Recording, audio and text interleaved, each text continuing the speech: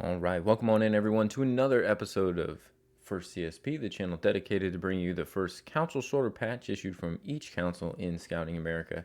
Today, we're going to take a look at Pacific Harbor's 612 out of Washington.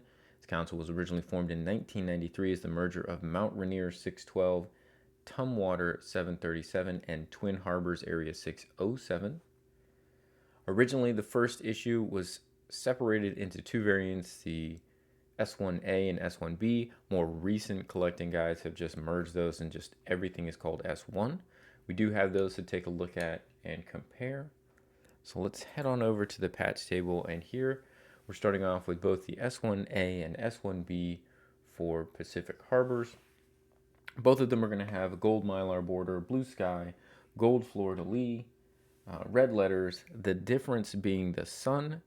On the A, they listed as a gold sun, and on the B, they listed as a yellow. You can see the differences there are exceptionally slight. You can see more of a difference in the boldness of the lettering than you can in the sun color, in my opinion. So we get much bolder text on the S1B. These do say first edition at the bottom. These were produced in 1993 in the debut year. The second patch that was produced is the SA2, which was a Scoutorama, and I believe is a different image.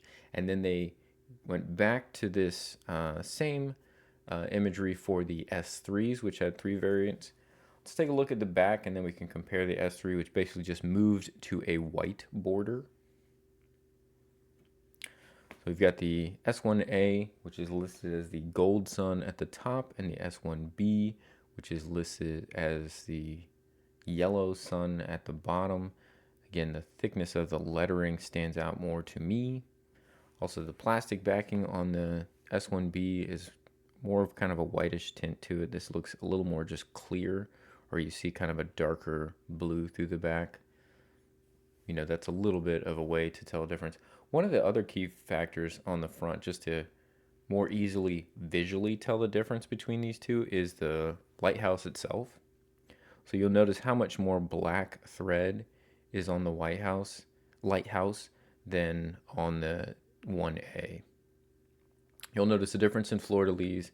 You're going to see that this lighthouse form and fleur-de-lis are essentially reproduced in the S3, which also lead me to believe that the identification that I have here is correct. This would be the 1A and this would be the 1B. We have an S3A. They do have a B and C differences on the stitching in the lighthouse itself. Ours is a little bit beat up, but still functionally works for representation. So we get about the same look on the lighthouse here, and about the same on the fleur-de-lis. Just looking very closely, very quickly back at the 1A, you can see how much thinner the lighthouse, especially black stitching, appears to be. And then it seems that the production runs really kind of look the same as they went forward.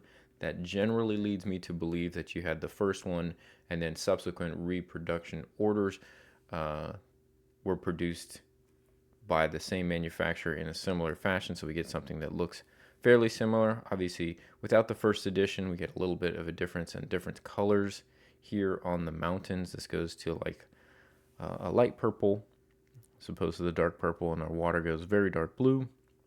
But the fleur-de-lis appears to match much more similarly on the 1B to the 3A, and the same thing for the lighthouse. This was a plastic back. I believe this has gotten washed, so this is got pretty beat up. It's not the best representation, but functionally, it certainly allows you to see the comparison, number one, and it's not going to be confused with one of the first editions because it's certainly not the gold mylar border and doesn't say first edition, which stands out quite a bit on the S1s. So that's the S3. We just have one of those examples. We don't have the B and C, but it does serve to just show you they kept the same imagery when they went to the 3s. And here again we have the first two that were listed as S1A and S1B.